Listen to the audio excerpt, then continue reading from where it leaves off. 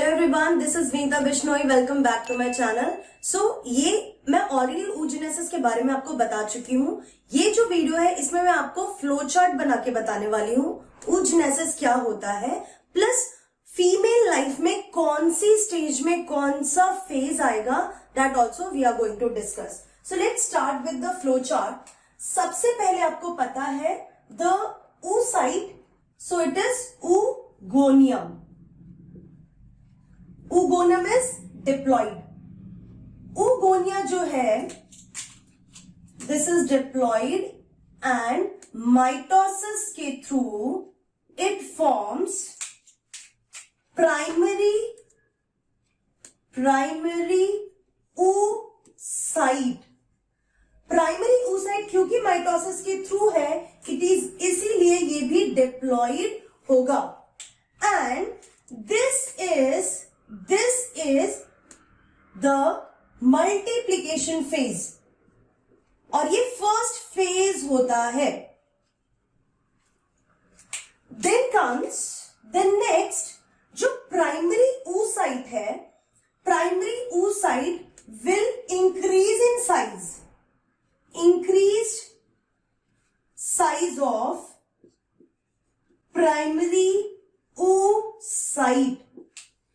ये जो इंक्रीज होता है प्राइमरी oocyte का size, that is the growth phase of oogenesis.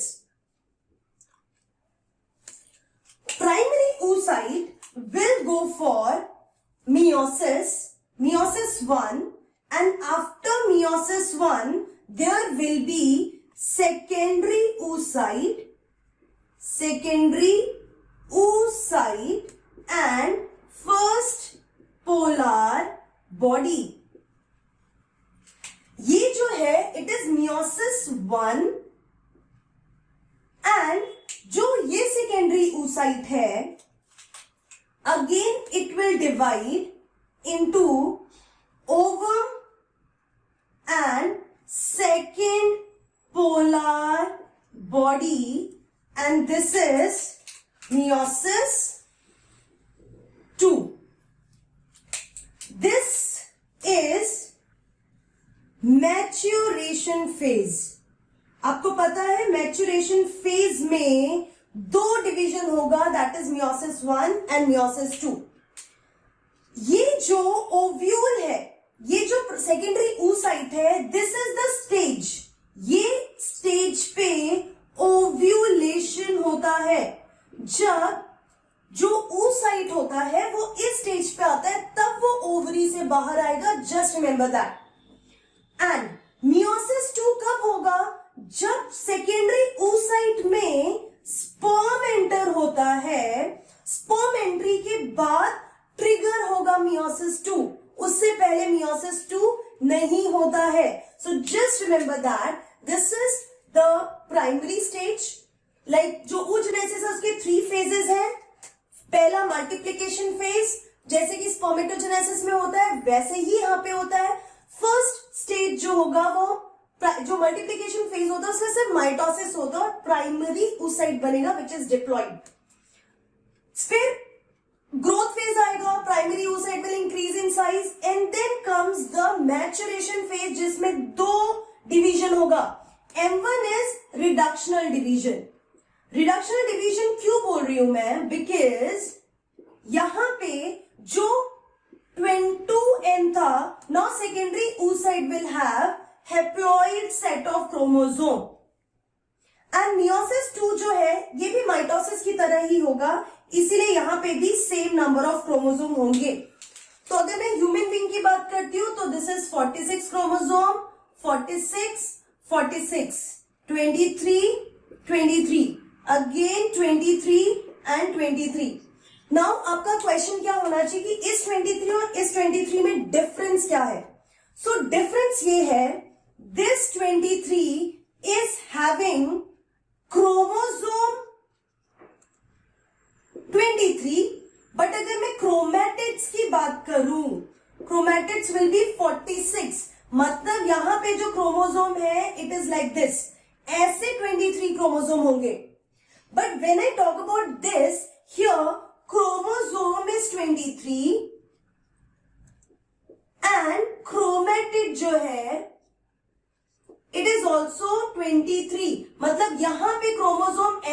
होंगे तो ऐसे 23 क्रोमोसोम होंगे, तो you can easily understand the difference. अब हम बात करते हैं कि ये जो भी स्टेजेस की बात मैं कर रही हूं वो फीमेल बॉडी में किस स्टेज में होंगे। Let's start. oogoनियम, जब फीटल स्टेज होता है किसी भी गर्ल चाइल्ड का, जब वो मदर्स वुम में होते हैं, at that time this multiplication phase will start. Female के ओवरीज के अंदर जो oocytes होते हैं वो बनना शुरू हो जाते हैं। That is happening during this stage. ठीक है, ग्रोथ जो मल्टीप्लीकेशन फेज है वो फीटल स्टेज में होगा। फीटल स्टेज में हो क्या रहा है, you will see that ovule जो है फीटल स्टेज में ही उसके आसपास थोड़े बहुत सेल्स एक्यूमुलेट हो जाएंगे। This is called primordial follicles. Remember this, primordial follicle बन गया। प्राइमोडियल फॉलिकल के बाद ये जो फॉलिकल है इट विल इंक्रीज होने के बाद इट बिकम्स, कैसे इंक्रीज होगा, इस फॉलिकल के इस ओव्यूल के आसपास, oocyte के आसपास ग्रैन्युलोसा सेल एक्यूमुलेट हो जाएंगे like this. Now this is the primary follicle. Primary follicle में you will see that granulosa cells जो है वो ओव्यूल के आसपास एक्यूमुलेट हो गए हैं। This is also there in the embryonic stage. अब यहां जो प्राइमरी, अब ये तो मैंने आपको फॉलिकल्स बता दिए, तो यहां पे मैं बहुत अच्छे से लाइन मार्क कर रही हूं। This is the foetal stage. Foetal stage में ये हुआ।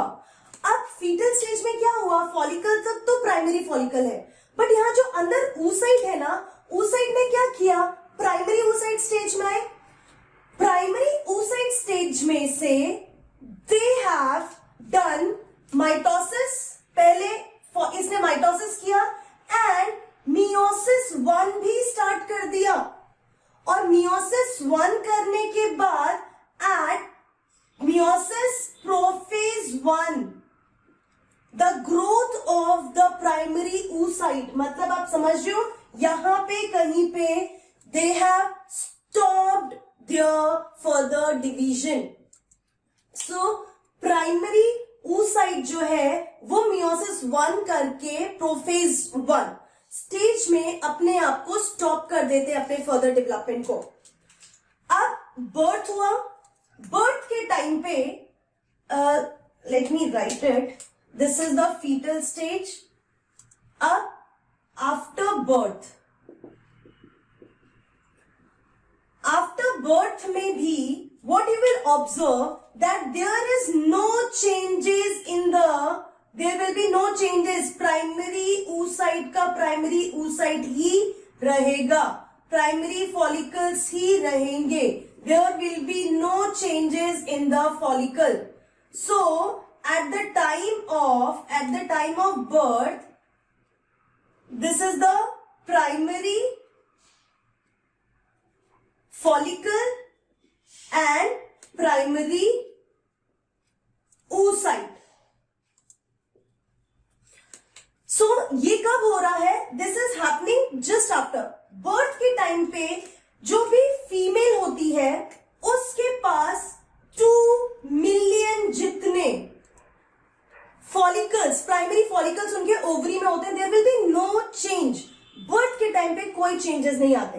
अब आता है third stage, that is puberty. Puberty stage में आएगा सारे changes. So after birth no changes. जैसे ही गर्ल चाइल्ड प्यूबर्टी में आते हैं, प्यूबर्टी में आने के बाद due to hormonal changes primary follicle के ऊपर सिर्फ ग्रैन्युलोसा लेयर था, तो primary follicle will change into secondary follicle. अब आपको एक चीज समझनी है कि जब बर्थ हुआ था तो 2 मिलियन अराउंड फॉलिकल्स थे, अब कितने बच गए, 60,000। बाकी सबका क्या हुआ? एट्रीशिया। एट्रीशिया का मतलब होता है दे हैव डीजेनरेटेड। डीजेनरेटेड होने के बाद 2 मिलियन से प्यूबर्टी तक पहुंचते पहुंचते 60 to 80,000 हुए। इसमें से भी मैक्सिमम 500 फॉलिकल ही ओव्यूलेट करेंगे, बाकी सब डीजेनरेट हो जाएंगे। ठीक है, सो प्राइमरी फॉलिकल से सेकेंडरी फॉलिकल।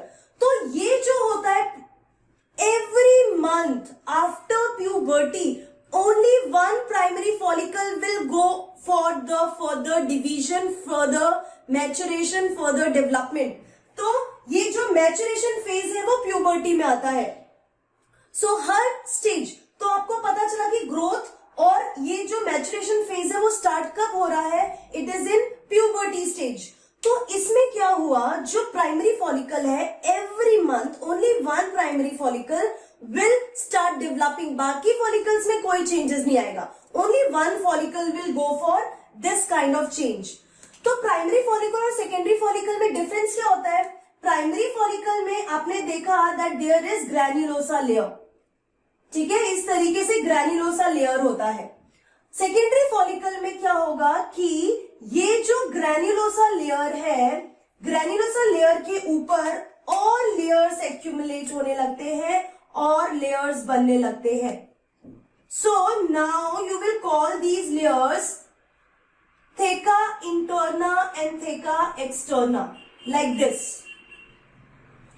फाइन, यहां पे क्या आने लगेगा? Theca interna and theca externa. Theca interna and theca externa. Then comes the tertiary follicle। Primary के बाद सेकेंडरी, सेकेंडरी के बाद आता है tertiary follicle। Again I am telling you 80 to 60,000 में से सिर्फ एक मंथ में एक ही प्राइमरी फॉलिकल आगे की तरफ मूव हो रहा है। Tertiary follicle, again tertiary follicle में अब ये डिफरेंस आ जाएगा, there will be an antrum. Antrum मतलब एक स्पेस आएगा यहां पे। तो अगेन आई एम टेलिंग ये पूरा ऐसे कवर्ड ही है, like this, it is whole covered completely. Fine, यहां पे एक स्पेस आने की वजह से स्पेस आ जाएगा जिसको आप बोलोगे antrum.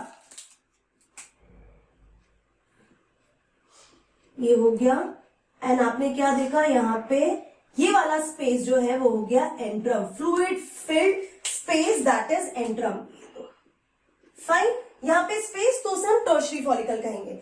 Now the tertiary follicle will further mature into Graafian follicle. Graafian follicle जो है, इसके बाद वाले वीडियो में मैंने बताया हुआ है कि ग्राफियन फॉलिकल का पूरा स्ट्रक्चर कैसा होता है। सो टर्शियरी फॉलिकल के बाद ग्राफियन फॉलिकल बनेगा, और जैसे ही ग्राफियन फॉलिकल बनता है, ग्राफियन फॉलिकल के अंदर मियोसिस 1 जो कि हॉल्ट पे था। प्राइमरी फॉलिकल के अंदर क्या है? प्राइमरी फॉलिकल के अंदर जो oocyte है, it is at the resting stage. कौन से रेस्टिंग स्टेज पे है? मियोसिस 1 के प्रोफेज 1 पे है। So when it comes to the Graafian follicle के अंदर meiosis 1 will be completed, and जैसे ही मियोसिस 1 कंप्लीट होता है और सेकेंडरी oocyte बनता है, the secondary oocyte will be, as soon as secondary oocyte is formed in the graphene follicle, that secondary oocyte will be released from the ovary। So primary follicle के अंदर halt पर था, meiosis 1 के prophase 1 पे oocyte halt पे था।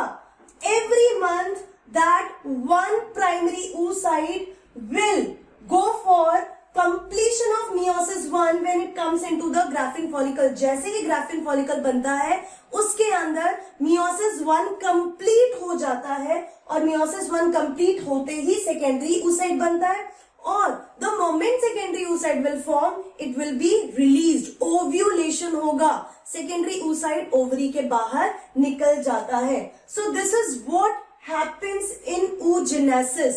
Remember, oogenesis में fetal stage में जितने प्राइमरी फॉलिकल बन जाते हैं, बर्थ में भी उतने ही प्राइमरी फॉलिकल्स रहते हैं, और after that there will be no changes in the follicles after birth till puberty. जैसे ही प्यूबर्टी में आते हैं उसके बाद 1 महीने में सिर्फ एक ही primary follicle will reach up to graafian follicle. ठीक है, so this is all about oogenesis. If still you feel some problem, you can message me, you can write it in the comment box and tell me. I will try to help you in your problems. So see you in my next video. Till then, keep learning and be safe.